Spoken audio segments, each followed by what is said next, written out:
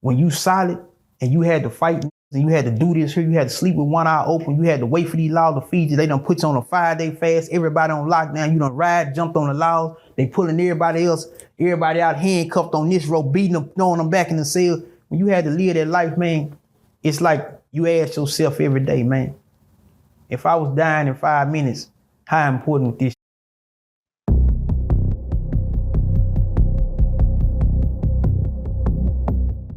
Prison Stories 101. We are back with another episode. We got him right back in the building, man. Kane, what's good with it? What's happening, bro? Glad to be back.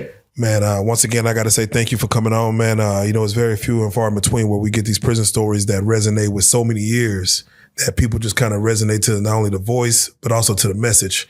Your second one you came on, you spoke to your old cellie, K. White. That was, who knew that y'all was, even knowing each other, but y'all came in and had a conversation that was very dope. But I always have to ask is, how have you been since the last interview? How have people been responding to your interviews, with the family, with the friends, or even just bystanders that's walking by and noticing your face?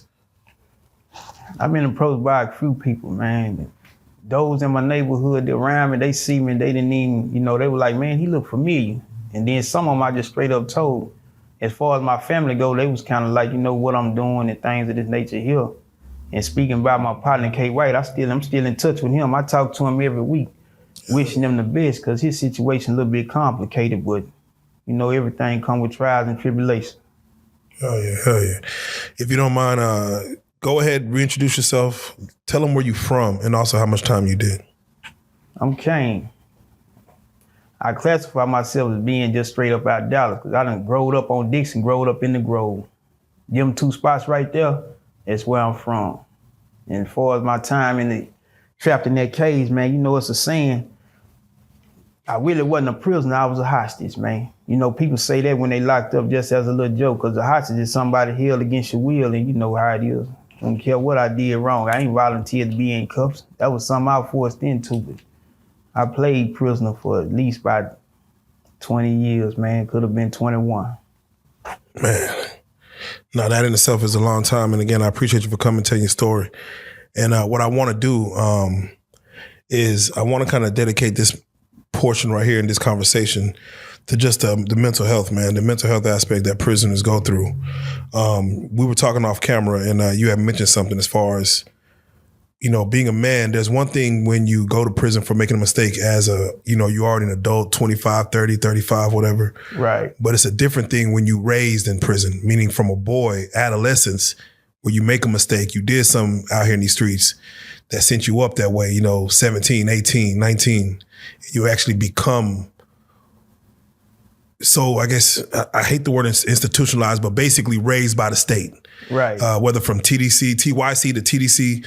I want you to speak on that if you don't mind, as far as those men who have been in prison since they were children, basically, and had to become a man in there. When you get locked up as a child, man, you're going into a world you don't know nothing about. So it's kind of like the same thing as being born into a world out here. Sometimes they run parallel and then they diversify. Because out here, you'll constantly have physical support from people that love you, who can show you and grab your hand and hold you. In prison, when you're growing up, you left to actually make decisions for yourself as a man. Ain't no help, ain't no calling back up, ain't no my brother this, mama that, cousin that, you on your own in there. That's why people say you have to be a man. And they force that on children when they 16, 17, 18, because they know if you make a mistake and wind up in cuffs and it's hard to get them off and you subjected to captivity, where them guards is walking around, you're going to be around men who 38 and 40. They might not give a damn about you being just a baby and barely 20. They're going to come for you. They're going to try you. And then that's when you're going to learn real fast that being a teenager don't mean shit. When you're in them streets, you either grown and you qualify, or you're going to sign up and get disqualified. Those are your options. But growing up in there, it can take a psychological toll on your mind state, because you're growing up under an environment that teaches wrong is right and right is wrong. Ain't nobody supporting shit good up in there. Even when they holler about we got mass and let's go to church.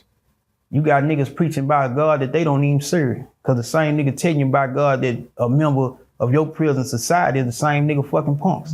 And while you in church, a lot of be niggas in the bathroom shooting dice, passing weed, getting their dick sucked by a punk. So it's hard to actually see what is and what ain't. That's why it goes back to having a phone call. It goes back to writing letters. It's going back to knowing how to live in your head to where you can't detach yourself from the world in which you was born into. Because that world in itself will have you fucked up and you won't be fit for it no more. That's why a lot of niggas get out and go back. Because they grew up in there and they got consumed by it. So when you leave there and you enter back into them streets, you going back into a world where they say, that's uncivilized. Now you a threat. The shit you say, it don't sound common. It's like you a totally different person, man. But that don't happen for everybody. Because for those who have the ability to keep their mind focused and realize this ain't the end of the game, I still got action.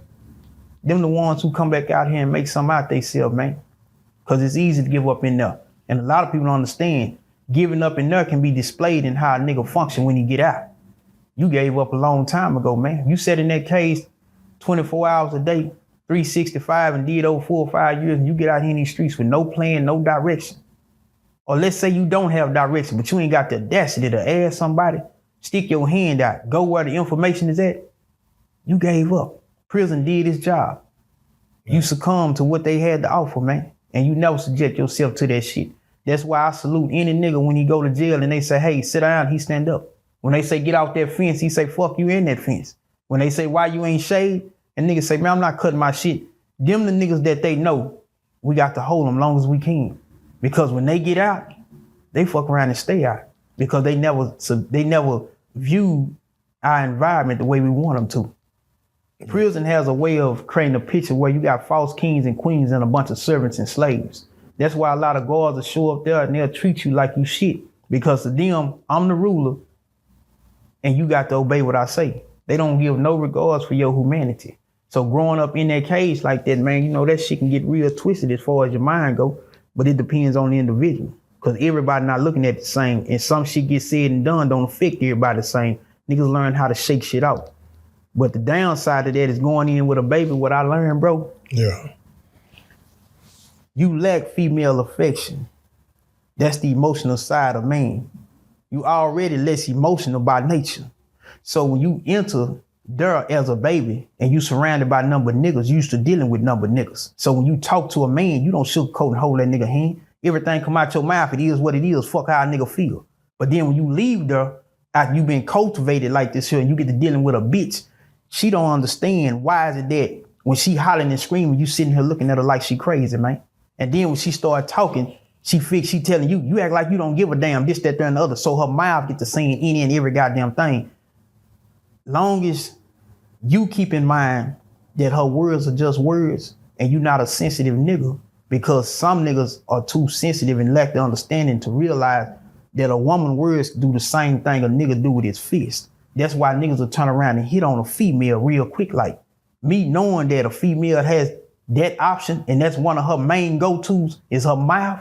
When she get into it or upset with a nigga, I let them talk, man. Because baby, I'm not gonna attack you. You punching me, you're fighting me, but you just don't know how to fight me. Yeah. So this the last thing you can do. But in the mind of somebody who been in there, you become less attached to the feelings and acknowledgement of where a woman stand when she's saying what she's saying. Because you grew up dealing with number boys.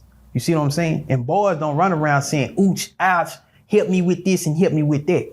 So you have to be psychologically living her in order to understand what a man supposed to do at all times. And that emotional side of a man is one of the greatest, it's one of the sides of a man that's mostly damaged when it comes to returning to society. Because when you solid and you had to fight and you had to do this here, you had to sleep with one eye open, you had to wait for these laws to feed you, they done put you on a 5-day fast, everybody on lockdown, you done jumped on the laws, they pulling everybody out handcuffed on this rope, beating them, throwing them back in the cell. When you had to live that life, man, it's like you ask yourself every day, man, if I was dying in 5 minutes, how important would this be?